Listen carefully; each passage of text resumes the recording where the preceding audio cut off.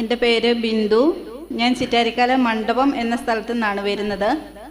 എനിക്ക് nipple discharge ആയിട്ട് ഞാൻ ആശുപത്രിയിൽ ചെന്നു. ഡോക്ടർ മാമോഗ്രാം ചെയ്യണമെന്ന് പറഞ്ഞായിരുന്നു. മാമോഗ്രാം ചെയ്തു. സ്കാൻ ചെയ്യുന്ന സമയത്ത് എനിക്ക് തന്നെ കാണാമായിരുന്നു 3 മുഴകൾ അവിടെ ഡോക്ടർ അടയാളപ്പെടുത്തുന്നുണ്ടായിരുന്നു. അപ്പോൾ ഈ മാമോഗ്രാം ചെയ്ത് കഴിഞ്ഞാൽ ഒരാഴ്ചയ്ക്ക് ശേഷമേ അതിൻ്റെ റിസൾട്ട് നമുക്ക് കയ്യിൽ കിട്ടുകയുള്ളൂ. അപ്പോൾ റിസൾട്ട് വാങ്ങാൻ വേണ്ടി ചെന്ന സമയത്ത് അന്ന് ഡോക്ടർ ഇല്ലായിരുന്നു. രാവിലെ ഞാൻ 4:30 ബസ്സിനാണ് പോയത്. അവിടെ ചെന്ന് ഡോക്ടർ ഇല്ലാതിരുന്ന സമയത്ത് എന്ത് ചെയ്യണമെന്ന് ഞാനിങ്ങനെ ആലോചിച്ചപ്പോൾ എൻ്റെ ഒരു സഹോദരൻ എന്ന് പറയുമ്പോൾ നിങ്ങളൊക്കെ വിചാരിക്കും സ്വന്തം അച്ഛൻ്റെയും അമ്മയുടെയും മകനാണ് എന്ന്. പക്ഷേ അല്ല, ഒരു ഹൈന്ദവ സഹോദരനാണ്. രതീഷ് എന്നാണ് ആ സഹോദരൻ്റെ പേര്. അവൻ വളരെ നേരത്തെ മുതൽ എന്നോട് പറയുമായിരുന്നു, ചേച്ചി ഇവിടെ ഒരു ആവിലാസതൻ എന്ന് പറഞ്ഞിട്ട് ഒരു പള്ളിയുണ്ട്, അവിടെ വന്ന് ചേച്ചി പ്രാർത്ഥിക്കണം. അപ്പോൾ ഞാൻ അവിടെ നിന്ന് ആലോചിച്ചു, എന്നാൽ പിന്നെ ഇന്ന് ഞാൻ ജോലിയൊക്കെ ലീവ് എടുത്ത് വന്നതാണ്. ചെന്ന് കഴിഞ്ഞിട്ടും എനിക്ക് പ്രത്യേകിച്ച് കാര്യങ്ങളൊന്നുമില്ല. ഇവിടെ വരാമെന്ന് വിചാരിച്ച് വന്നു. ഇവിടെ വന്നു കഴിഞ്ഞപ്പോൾ അച്ഛൻ ഇവിടെ ഇല്ലായിരുന്നു. അപ്പോൾ ഞാൻ അവനെ വിളിച്ചു പറഞ്ഞു, ഇന്നണക്ക് അച്ഛനൊന്നുമില്ല, എന്നാ ചെയ്യുന്ന അറിയത്തില്ല.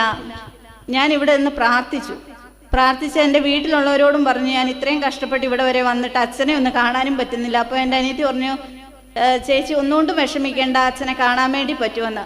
അച്ഛനെ കണ്ടു, പ്രാർത്ഥിച്ചു. കൗൺസിലിങ്ങിനൊന്നും ഒരവസരവും ഇല്ലായിരുന്നു. ഞാൻ തിരിച്ചുപോയി പ്രാർത്ഥിച്ചപ്പോൾ അച്ഛൻ എന്നോട് പറഞ്ഞു, ഇവിടെ വന്ന് സാക്ഷ്യം പറയാൻ തയ്യാറായിരിക്കണമെന്ന് പറഞ്ഞു. പക്ഷേ എനിക്ക് കൗൺസിലിംഗ് ഒന്നും കിട്ടാത്തത് കാരണം എനിക്കൊരു ഒരു സംശയമായിരുന്നു, ഇതിനെന്തെങ്കിലും ഒരു മാറ്റം ഉണ്ടാകുമോ എന്നൊക്കെയുള്ള ഒരു സംശയം ഉണ്ടായിരുന്നു. അപ്പോൾ എൻ്റെ അനുജൻ അവൻ പറഞ്ഞു, ചേച്ചി അച്ഛനെ കണ്ടു, അച്ഛൻ തലയിൽ കൈവച്ച് പ്രാർത്ഥിച്ചു കഴിഞ്ഞാൽ ആ കാര്യം വളരെ കറക്റ്റായിരിക്കും, ചേച്ചി ഒന്നുകൊണ്ടും വിഷമിക്കണ്ടെന്ന് പറഞ്ഞു. പിറ്റേ ബുധനാഴ്ചയെന്നു റിസൾട്ട് കിട്ടി. ഡോക്ടറെ കാണിച്ചു കഴിഞ്ഞപ്പോൾ ഡോക്ടർ പറഞ്ഞു, ഇതിൻ്റെ അകത്ത് 3 മുഴകളുണ്ട്.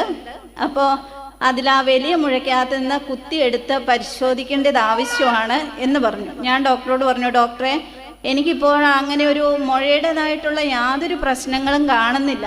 ഡോക്ടർ എന്നിട്ട് വന്ന് പരിശോധിച്ച് നോക്കുമ്പോൾ മുഴകളൊന്നും അവിടെ ഇല്ല. ഡോക്ടർ എന്നോട് ചോദിച്ചു, ഈ മുഴകൾ നിങ്ങൾ എവിടെയാണ് കളഞ്ഞതെന്ന് ചോദിച്ചു. ഞാൻ പറഞ്ഞു, എൻ്റെ ഡോക്ടറെ ആ മുഴ പോയ വഴി എനിക്കറിയില്ല എന്ന് പറഞ്ഞു.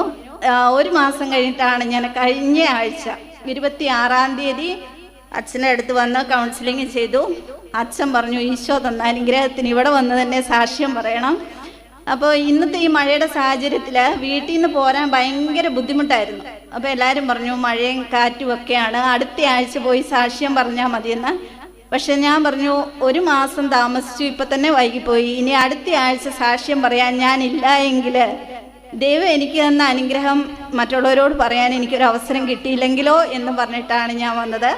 എനിക്ക് വേണ്ടി പ്രിയപ്പെട്ടവരെ, ഒത്തിരി നന്ദി. നിപ്പിൾ ഡിസ്ചാർജ് ഇങ്ങനെ കൂടിയപ്പോഴാണ് ആശുപത്രിയിൽ പോവുകയും മമോഗ്രാം ചെയ്യുകയും 3 വലിയ മുഴകൾ ഉള്ളതായിട്ട് കാണുകയും ഒക്കെ ചെയ്തത്. മമോഗ്രാമിൻ്റെ റിപ്പോർട്ട് അനുസരിച്ചാണ് ഡോക്ടർ പറഞ്ഞത് അടുത്ത വേഗം കുത്തിയെടുത്ത് ബയോപ്സിക്ക് അയക്കണമെന്ന്.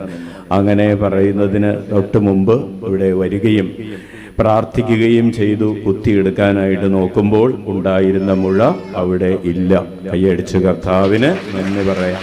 ഉറക്കെ വിളിക്കാം, ഈശോയേ.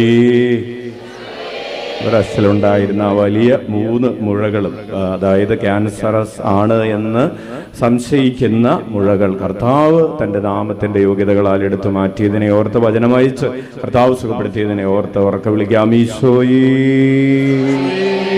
അത്ഭുതങ്ങളും അടയാളങ്ങൾ യേശുനാമത്തിൽ